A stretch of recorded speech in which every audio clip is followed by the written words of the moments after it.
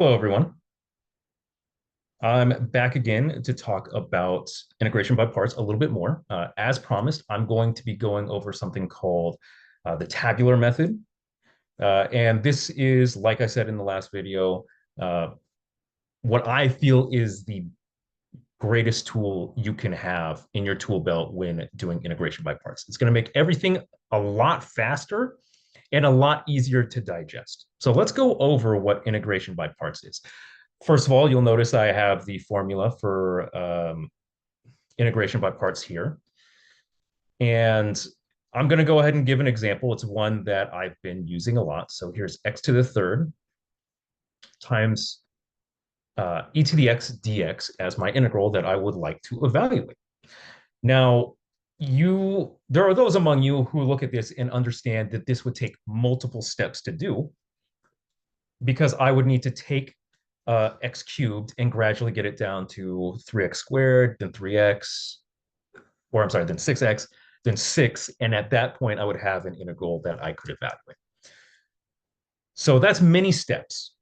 However, we can instead use the tabular method and kind of vomit everything out really quickly. So the first thing I will say is we still need to make a good choice about what our f prime and what our g are.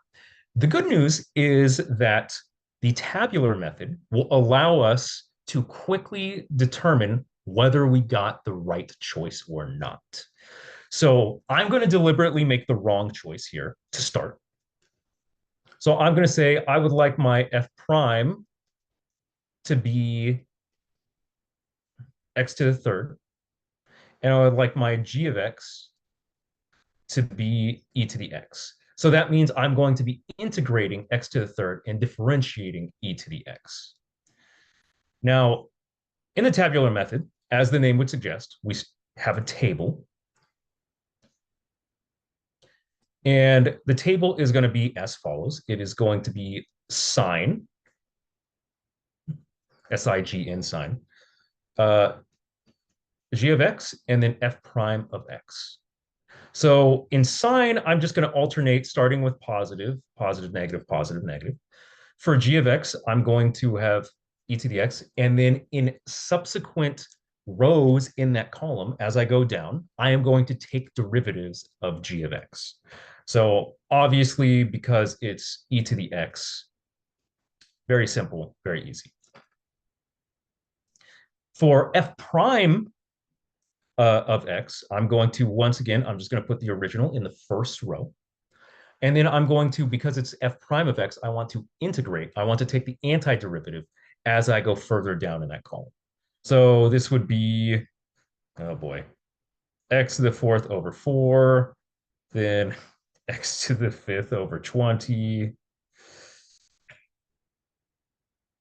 x to the sixth over 120. And then I'm not interested in doing the math further. You get the idea. I can clearly see that this is wrong because neither of these things are simplifying. So as I go down these two columns, e to the x is remaining e to the x, which is kind of nice if the other thing is getting simpler, but we can see it's not. So I would like to see one of these columns as I go down become a constant and then 0. So this is very clearly the incorrect choice.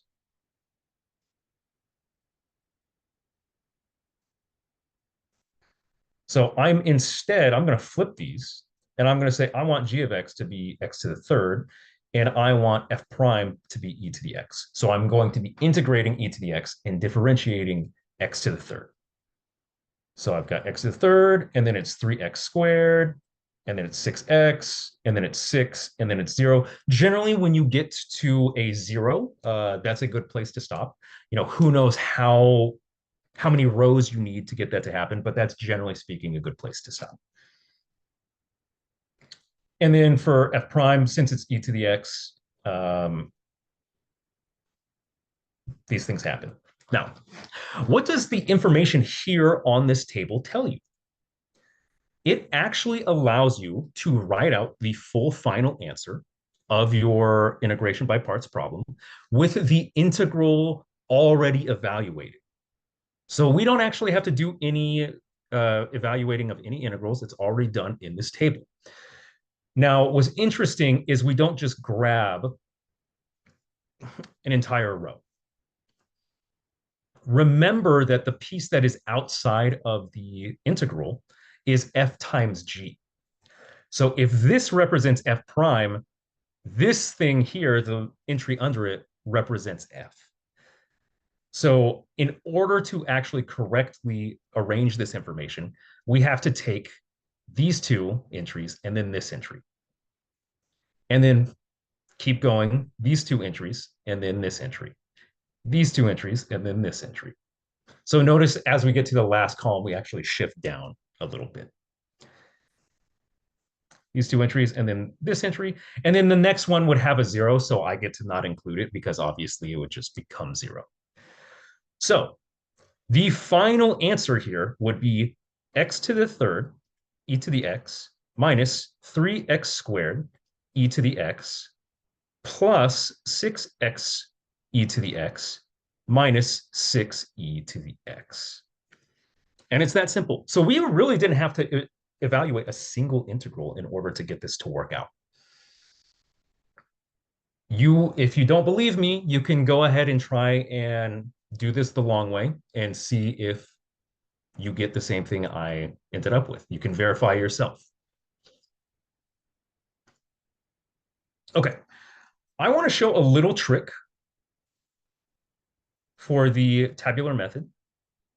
For one of those more complex ones where you have to assign the integral of variable name and do some algebra. So I'm going to do a very simple sine of x times e to the x dx.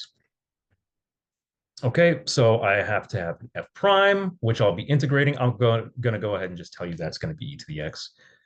In this case, it wouldn't really matter which one you choose. I just prefer to have my e to the x always be the thing that I integrate. Okay. So hopefully you can read my sloppy handwriting.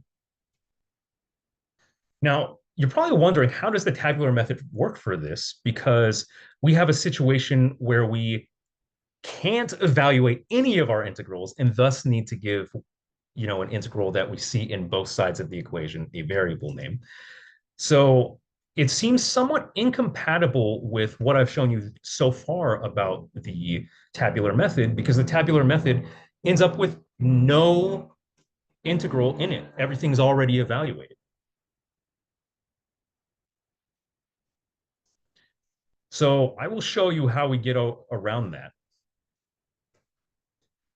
So let's see, g of x is sine x. So we need cosine because this is the column we take the derivative for. So this is negative sine. This is negative cosine. And then this is sine. Okay, so eventually we get back to positive sine. Cool. E to the x, e to the x, e to the x, e to the x, e to the x. Once again, I apologize for my handwriting, but no, I'm not changing it. So we can also grab any one given integral. So if I were to do this, like I did previously, that represents what is outside of the integral. If I grab any full row, that represents what is in the integral. So you can actually use the tabular method. It's kind of esoteric. Not as many people like doing this. But you can choose, if you would like to just always use tabular method, because you can always grab the integral piece as well as the already evaluated outside of the integral piece if you would like.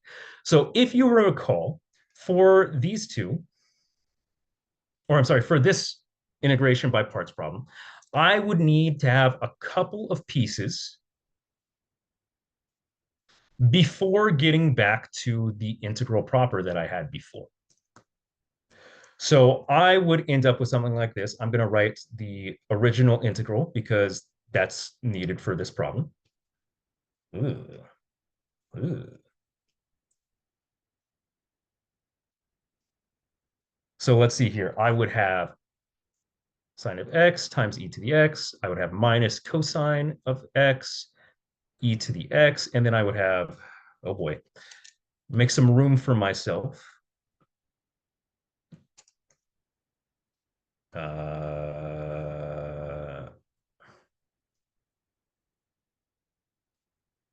And then it looks like I would have minus the integral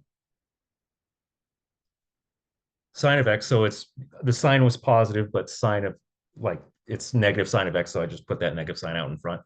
Sine of x e to the x. At which point I could do my little trick because I have two integrals which are the same.